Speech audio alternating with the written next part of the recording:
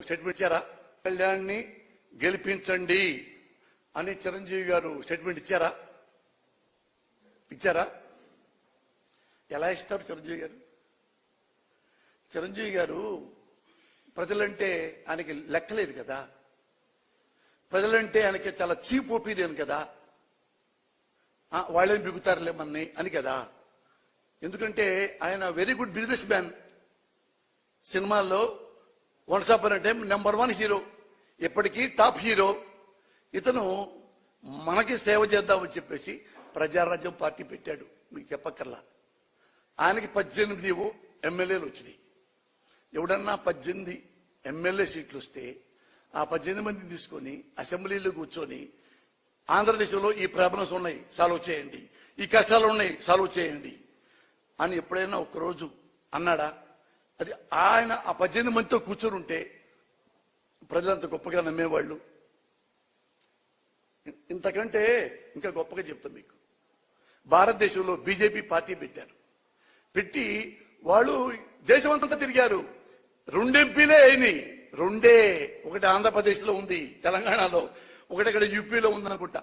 2 ఎంపీలు అయ్యారు. అరే ఇద్దరే ఇంత భారతదేశంలో 2 ఎంపీలు మన దగ్గర వచ్చినారా? మిగతా ఎప్పుడు రావాలి ఎందులే మనకని చెప్పి బీజేపీ పార్టీని మూసుకొని ఎవడి దారి ఇంటికి వెళ్ళిపోతే ఈ రోజు ప్రపంచంలో అత్యుత్తమైన శక్తి ఉన్న పార్టీ బీజేపీ అయ్యేది కాదు. ఎందుకు 2 ఎంపీలు ఉన్నా కానీ మళ్ళీ భారతదేశం మొత్తం తిరిగి అధికారంలోకి వచ్చింది? వాళ్లలో ఉన్న సిన్సియారిటీ, వాజ్పేయిలో ఉన్న సిన్సియారిటీ, అద్వానీలో ఉన్న సిన్సియారిటీ, నిజాయితీ, దేశభక్తి, దేశం పట్ల ప్రేమ, ఈ మొత్తం ఏవి మనోడికి చిరంజీవికి లేవు. ఆత్మే పైసా డాష్ డాష్ డాష్. 18 కనీసం 5 ఏళ్ల పాటన్నా ఆడ కూర్చున్నాడా?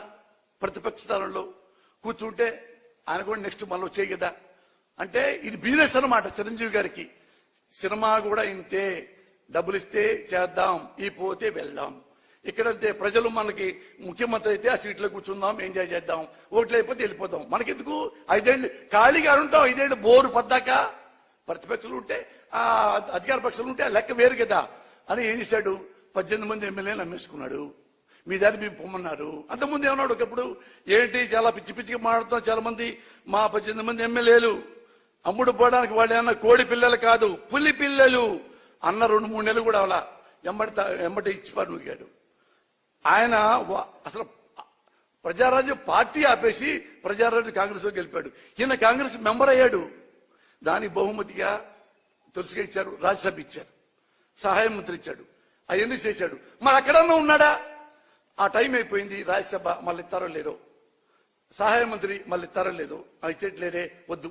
మళ్ళీ అక్కడి నుంచి కూడా చెప్పైపోయాడు, వద్దే నాకు రాజకీయం వద్దయా, సినిమాలు చేసుకుంటా అన్నాడు. గుడ్, వెరీ గుడ్, తప్పలేదు. తన తప్పు తెలుసుకున్నాడు. సినిమాల్లో బ్రహ్మాండం చేసుకోవచ్చు. మళ్ళీ దేనికి ఇప్పుడు మళ్ళా రాజకీయాల్లోకి? నాకు తెలియట్లేదే. ఇందా మీరు క్వశ్చన్ వేశారు, మీకేం అర్థమవుతుందా చిరంజీవి గారి స్ట్రాటజీ? ఎవరన్నా అసలు జీవితంలో చిరంజీవి గారు ప్రజల దగ్గరికి వెళ్ళొచ్చా? ప్రజల గురించి మెన్షన్ చేయొచ్చా? మా తమ్ముడు కోటేయండి, వాడు బాగా చేస్తాడు అంటే నువ్వు బాగా చేయవా? అందుకని నీకు వద్దా? మీ తమ్ముడు బాగా చేస్తాడా? అదనే చెప్పు. నేను వెనుపోటు పొడిచాను ప్రజలకి, ముఖ్యంగా కాపు సోదరులకి. ఎంతమంది కాపులు తెలుసా? నేను అక్కడే ఉన్నా ప్రజారాజ్యంలో. నాకు కూడా ఎమ్మెల్యే టికెట్ ఇచ్చారు కదా, ఎమ్మెల్యే టికెట్. అప్పుడు ఉద్యోగాలు మానేసి ఆయన దగ్గర ఉన్నారు. మన వాడు ఫస్ట్ టైం అవుతాడు అనుకుంటా ఆశపడి ఇల్లు అమ్ముకున్నారు, పొలాలు అమ్ముకున్నారు, నమ్మకం పెట్టుకున్నారు. ఓడిపోయినా కూడా పెద్ద బాధపడలా, ఒకసారే కన్నీళ్లు పెట్టుకున్నారు. ఈయన వెన్నుపోటు పొడిచినందుకు, పార్టీ అమ్ముకున్నందుకు వాళ్ళు ఈ క్రైడ్ లైక్ ఎనీథింగ్. కానీ ఇంకా చాలా గొప్పవాళ్ళు కాపు సోదరులు ఈ మాత్రం ఏమనకుండా తను వాళ్లే గుండెల్లో సర్దుకొని బాధ పడ్డారు. ఇప్పుడు మళ్ళీ ఈయన వచ్చేసి ఏసనే చిరంజీవి మా తమ్ముడు పార్టీ పెట్టాడు, ఆ పార్టీ, ఈ పార్టీ మీరు కలిసి 6 నెలలన్నా జనాన్ని నమ్మించారు. మీ వాడు 1 month కూడా మా నమ్మించలేపాడే, అయినా మళ్ళీ ఇస్తారా? అవునులే, రాజకీయాలు కదా, ఓటు హక్కు మీకుంది, మీరు నుంచోవచ్చు, మళ్ళీ ఎమ్మెల్యే అవ్వచ్చు, మళ్ళీ మంత్రి, ఏమో మళ్ళీ చిరంజీవి గారు ముఖ్యమంత్రి కూడా అవ్వచ్చు. నమ్మకం లేదా మీకు? గుర్రం ఎగరావచ్చు. What can we do? ఇది అన్నాం అనుకో, ఏమంటే తెలుసా, ఎమ్మటే తిట్లు, లం డడ్డ డడ్డ డడ్డ. అంటే అసలు రియలైజేషన్ లేదు మనుషులకి, రియలైజేషన్ లేదు. అరే ఒక తప్పు చేశామే, ఐ డిడ్ మిస్టేకే, అన్బేరబుల్ మిస్టేకే, మనం రిపీట్ అవుతామే, లేదు. రియలైజేషన్ లేదు. అన్నవాడిని డిమారలైజేషన్ చేస్తాడు. వీడు మన క్వశ్చన్ చేస్తాడా? చేస్తా. ఎందుకంటే నేను ఓటర్ని, ఈ దేశంలో ఒక పౌరుణ్ణి, ఓటకు ఉన్నవాడిని, మంచి నాయకుడు కావాలనుకునేవాడిని. వీడు మంచి నాయకుడు కాకపోతే నేను వద్దనుకునేవాడిని.